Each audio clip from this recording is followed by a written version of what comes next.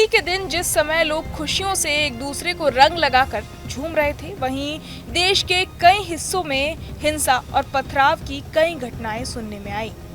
ऐसे में चलिए आपको एक एक करके देश के अलग अलग हिस्सों में होली वाले दिन हुई हिंसा के बारे में बताते हैं। सबसे पहला है बिहार के मुंगेर में विवाद सुलझाने गए एएसआई पर हमला और इलाज के दौरान उनकी मौत।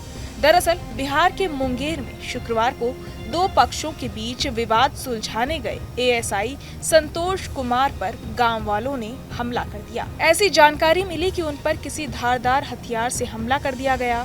अस्पताल ले जाने के बाद भी इलाज के दौरान ही उनकी मौत हो गई।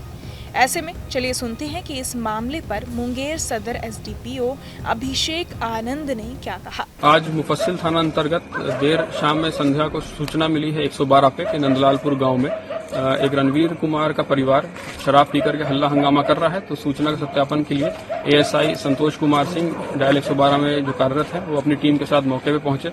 मौके पे पहुंचने के बाद जो रणवीर कुमार हैं और उनके पूरे परिवार के द्वारा एकजुट होकर के इन पे हमला कर दिया गया। इनके सर पे वार किया गया है और इनको गंभीर चोट आई है, जिसके बाद इनको इलाज के लिए सदर अस्पताल लेके गए और यहाँ से इनको रेफर कर दिया गया है पटना के लिए, जहाँ इनका इलाज चल रहा है। इसमें इनका पूरा परिवार एकजुट होकर जो हमला किया है वो घर छोड़ के फरार है। पूरी टीम हम लोगों की लगी हुई है। इसमें जो भी अभियुक्त है उनको जल्द से जल्द गिरफ्तार किया जाएगा।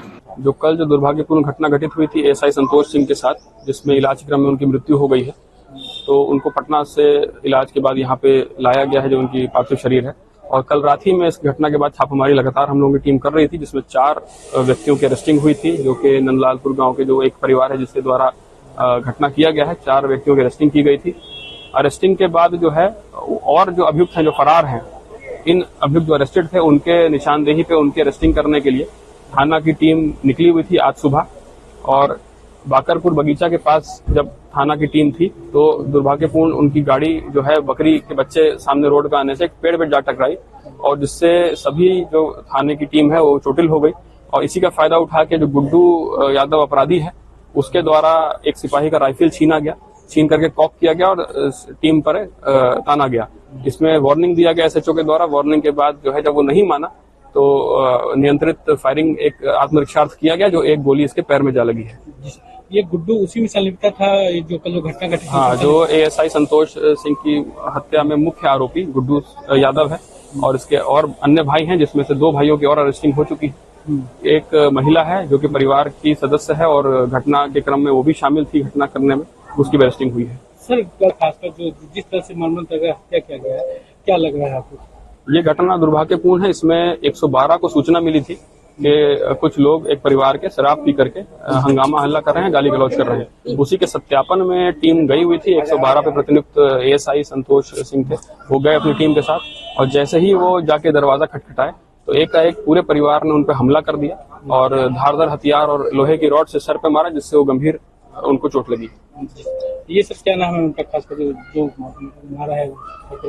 एक रणवीर यादव है, एक गुड्डू यादव है, विकास यादव है।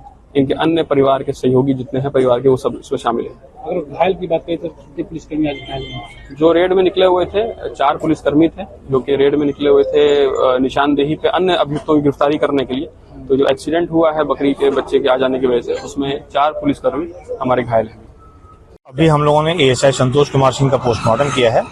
वो एक 3 सदस्यीय टीम के द्वारा पोस्टमार्टम किया गया, जिसमें मुख्य चिकित्सक डॉक्टर रईस, मैं डॉक्टर रमन कुमार और डॉक्टर पंकज सागर, ये सभी उसमें मौजूद हैं।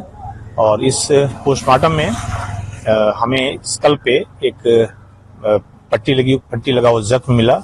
पट्टी खोलने के बाद वहाँ पे 4 ऐसे जख्म थे जो स्टिच्ड थे, जिनपे टाँके दिए गए थे, और एक वुंड ओपन था जिससे कि ब्रेन का कुछ हिस्सा बाहर निकलता हुआ दिख रहा था। शरीर पे भी मामूली कहीं चोटें आई हैं, लगता है वो गिरने से हुई हैं। कारण डेथ का संभवतः हेड इंजरी से होना प्रतीत होता है। अच्छा सर, जो गहराई था जो बोला कि जख्म के भी निशान है, कई जगह जख्म के भी निशान है, कई देखे जैसे मुख्य जो जख्म है वो सारे स्कल पे हैं।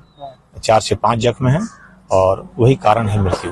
क्या चीज से उनको, मतलब धारदार तलवार से, धारदार हथियार से घटना घटित होने की उम्मीद की जा रही है। तो सब किस तरह से सर, मतलब उन पे हमला किया गया, तो क्या लग रहा था कि मतलब वो बच्चे का उम्मीद नहीं था? नहीं, जिस तरह के उन जख्म दिख रहे हैं इससे बचने की संभावना कम दिख रही है। तो लगभग सब सिर में ही चोट या सिर से अन्य कहीं नहीं, जो जितनी गंभीर जख्में हैं वो सारे सिर पे हैं। जो हाथ में छिटपुट जख्में हैं वो लगता है कि गिरने उड़ने से हुई है।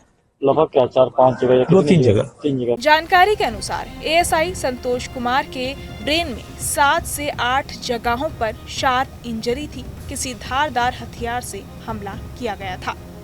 इससे पहले अररिया में भी ग्रामीणों के हमले में एक एएसआई की मौत हो गई थी। वो एक वांटेड को गिरफ्तार करने पहुंचे थे। दूसरी हिंसा का मामला है बिहार के पटना में 2 गुटों में पथराव और वाहनों में तोड़फोड़। पटना के एनटीपीसी थाना क्षेत्र के सहनौरा गांव में होलिका दहन को लेकर 2 गुटों में शुक्रवार को झड़प हो गई।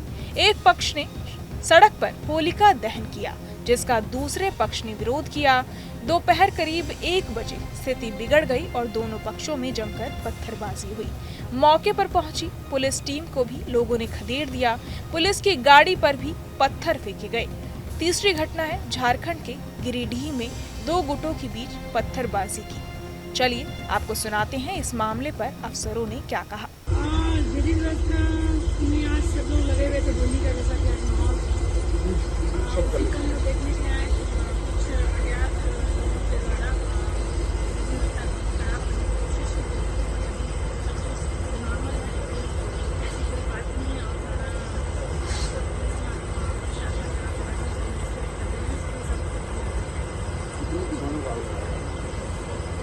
जो सूचना मिल रही है कि कुछ अज्ञात लोगों के द्वारा कुछ दुकानों को जलाया गया है। बाइक को जो और वो सामने हम लोग को दिखा है कुछ बाइक और कुछ वाहन लगाए गए। वजह कुछ मिलता है, वजह वजह की जांच होली का जुलूस था वो जुलूस नॉर्मली हर वर्ष आसपास में यहाँ पे जुलूस चल रहे हैं और किसी ने कुछ अज्ञात लोगों के द्वारा घोड़खंबा ओपी क्षेत्र में जो है ये 2 पक्षों का विवाद जो सामने आया है और इसमें होली खेलते समय ये बात सामने आई है। तो उसमें हम लोग जो है इसमें चिन्हित कर रहे हैं कि इसमें कौन वो 2 पक्ष थे और उसे लोगों को चिन्हित किया जा रहा है और चिन्हित करने के उपरांत बड़ी कार्रवाई की जाएगी।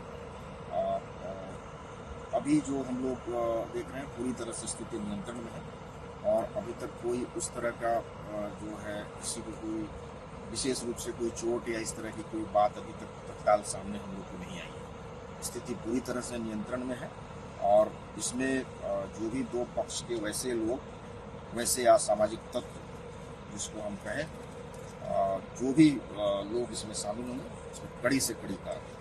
तो कुछ आगजनी की घटना घटी थी। ये जो कुछ आगजनी की उस समय तत्काल हुई थी जिसमें पूरी तरह से नियंत्रण पा लिया। अगली घटना है पंजाब के लुधियाना की। पंजाब के लुधियाना के मियां मार्केट में होली और जुम्मे के दिन 2 पक्ष आपस में भिड़ गए। चलिए आपको सुनाते हैं पुलिस अधिकारी ने क्या कहा।